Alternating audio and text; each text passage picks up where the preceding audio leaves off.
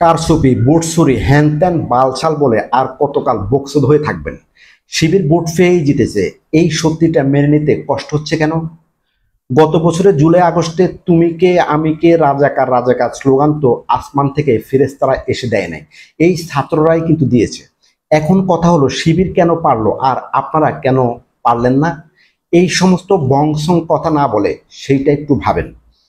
ক্যান্টিনে পাও খাওয়া আর হলে সিট দেওয়ার বিনিময়ে মিছিলে নেয়ার রাজনীতিতে যদি আটকে থাকেন, তবে কয়দিন পরে আপনাদেরকেও শিবিরের পায়ের নিচে পড়ে থাকতে হবে। শিবির গরিব ছাত্রদের আর্থিক সাপোর্ট দেয়া থেকে শুরু করে নানাভাবে যেভাবে পাশে থেকে দলে ভিড়াইছে, এমন কয়টা কাজ আপনারা করেছেন? বুকে হাত দিয়ে বলেন তো। কমিটি হবার কয়েকদিনের মাথায় আপনাদের দলের এক একজন ছাত্রনেতা কোটি টাকার গাড়িতে চড়ে। বাপসাপ দেখে মনে হয় এক একটা 12 বইয়ের এক ভূঁইয়া, কিন্তু ও তো ছাত্র, ওই হালারা এত টাকা পায় কই? আমরা কি বোকা সোদা নাকি যে আমরা কিছু বুঝি না? নামে এই ছাত্র নেতারা ধান্দাবাজি আর অবৈধ টাকা বানাতে দিনের পর দিন পার করে, আসল কাজটা কেউ করে না।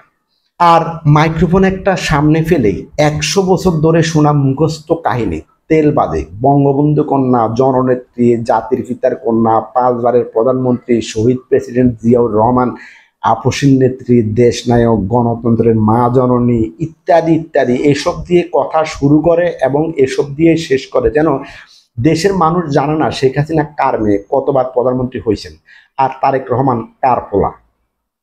যেটাই মুখ খুলে এর বাইরে আর কোনো কথা জানে না, আর কিচ্ছু জানে না, রাজনীতি পারে না, কোনো নতুনত্ব নাই, সৃষ্টিশীলতা নাই, মুখস্থ কাজ, সব মুখস্থ কাহিনী।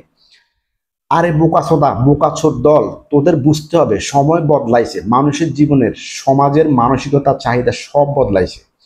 ষড়যন্ত্র তত্ত্ব দিয়ে নিজের ব্যর্থতা আড়াল করার চেষ্টা করা যায়, নিজেকে সান্ত্বনা দেওয়া যায়, কিন্তু সফল হওয়া যায় না। সুতরাং তোমরা যদি সাধারণ ছাত্রদের সাথে মিশতে না পারো, মানুষের উপকারে আসতে না পারো, মানুষের মনের ভাষা না বুঝো, তবে তোমাদেরকে একদিন এই শিবিরের পদতলে ফিস্ট হয়ে মরতে হবে।